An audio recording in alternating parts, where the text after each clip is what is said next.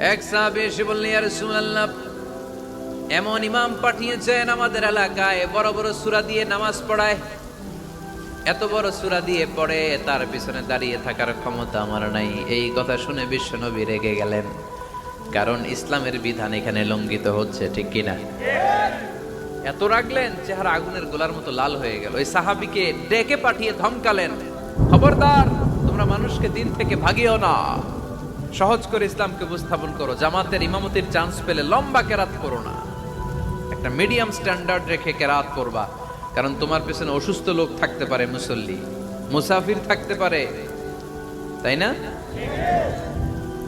আবার মদিনাতে বনু মাখজুমিয়া গোত্রের এক নারী চুরিতে ধরা পড়ল। কিসে?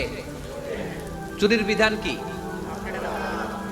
السارق والسارقة فاقطعوا أيديهما جزاء بما كسبا نكالا من الله والله عزيز حكيم। চোর বা চুন্নি দামি কোনো জিনিস যদি চুরি করে নেয় তাহলে তার হাত কেটে দাও। If anyone steal something precious from the society, the government should cut down his right hand. Government কাটবে, আপনি কাটেন না। আবার মুরগি একটা চুরি করছে, দইরা রামদা দিয়ে এক কোপ, এরকম করা যাবে না, এটা গভর্নমেন্ট করবে। তো রাসূল সাল্লাল্লাহু আলাইহি ওয়াসাল্লাম ছিলেন চিফ অফ দা গভর্নমেন্ট, রাসূল সাল্লাল্লাহু আলাইহি ওয়াসাল্লাম ডান হাত কেটে দিবে। কিন্তু যেই মেয়েটা চুরি করছে এলাকার খুব সম্ভ্রান্ত বংশের মেয়ে, অনেক সময় হয় না এমপির মেয়ে, চেয়ারম্যানের মেয়ে, বড় বিজনেস ম্যাগনেটের মেয়ে, ছেলে অন্যায় করে ফেলছে একটা, আছে না নাই?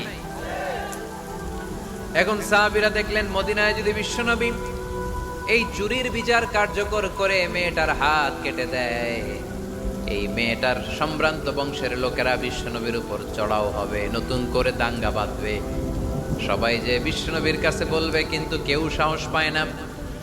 উসামা বিন যায়েদ বিশ্বনবীর ভালোবাসা বড়ই পছন্দ করতেন বিশ্বনবী। সাইয়েদনা উসামা বিন যায়েদ রাদিয়াল্লাহু তাআলা আনহুকে সবাই বললেন, উসামা তুমি যাও, তোমারে বিশ্বনবী বড্ড ভালোবাসে, তুমি বললে তোমার কথা নবী ফিরাবে না।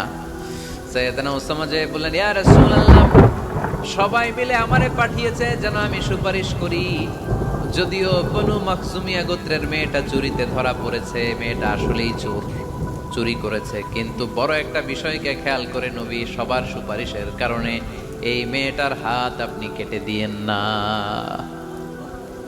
এই কথা বলার সাথে সাথে বিশ্বনবীর চেহারাটা আগুনের গোলার মতো লাল হয়ে গেল, ক্ষেপে গেলেন বিশ্বনবী।